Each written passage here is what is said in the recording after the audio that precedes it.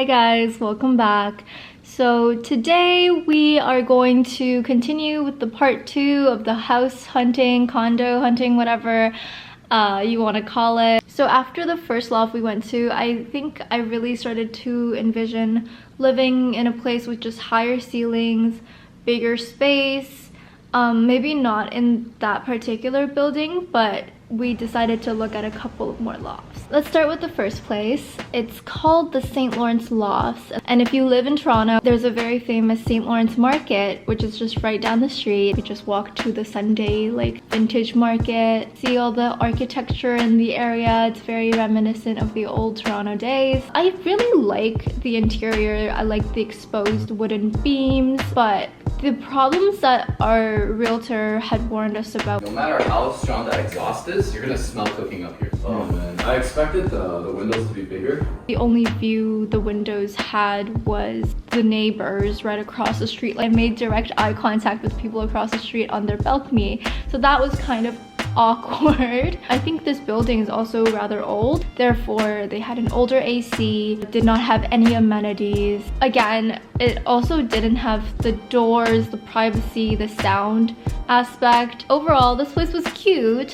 It looked nicer in the photos because you couldn't see what was outside and they kind of avoided the view, which was the biggest issue in my opinion.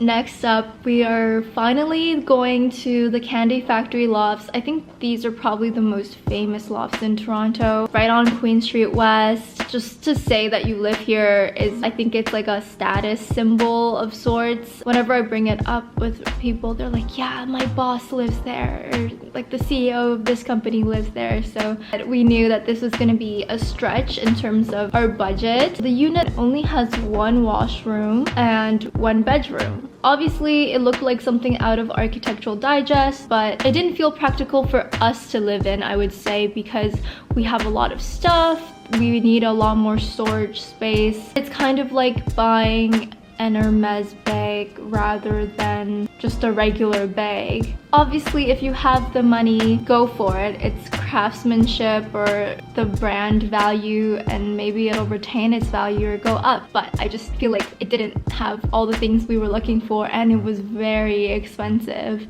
So I'm gonna interject a little bit here because after looking at those two lofts, we felt like maybe lofts weren't the right way to look, especially after the Candy Factory loft. We were like, okay, well, this place is going for over $1 million, like 1.2, 1.3.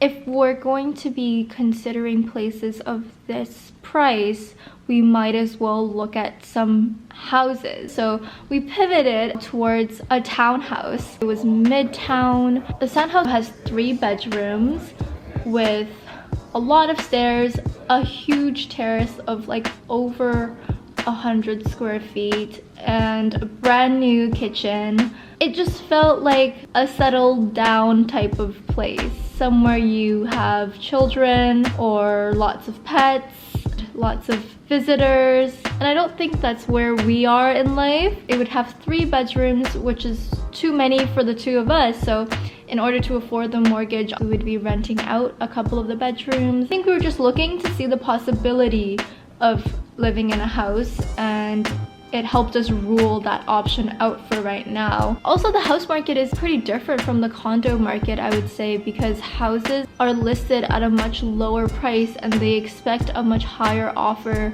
than their listing. This was listed at 1.5 or something, and they weren't going to walk away with anything less than 1.7. But that's way too far out of our depth.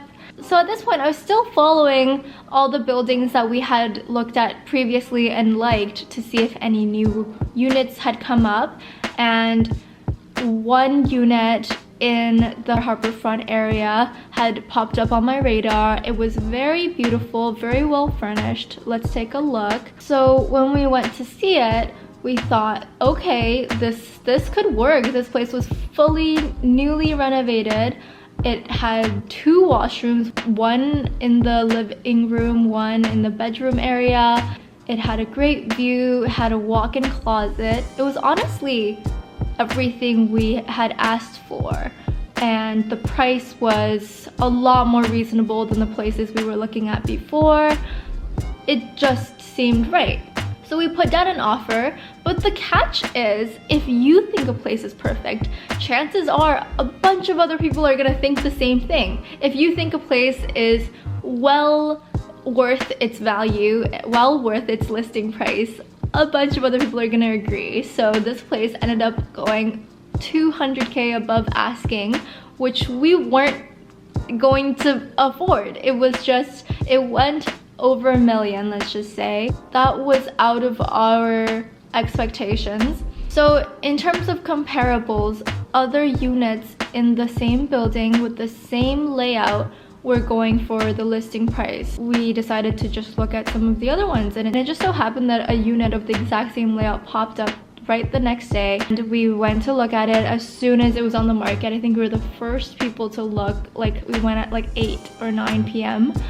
I think you guys are smart enough to figure out what happened after, because we realized, okay, this place, although the decor isn't my cup of tea, the fact that the other unit sold for 200K above asking sets a precedent for a successful renovation to add that amount of value to the price. So we knew, even though it doesn't have an additional washroom, we can always add that ourselves, and then we can tweak it to our taste and end up with a place that's very personalized as well as value added. I hope you guys enjoyed checking out these tours with me. I always really like watching other people's videos about their house hunting journey. Right now things are in the works, so I can do a nice condo tour when it's finished.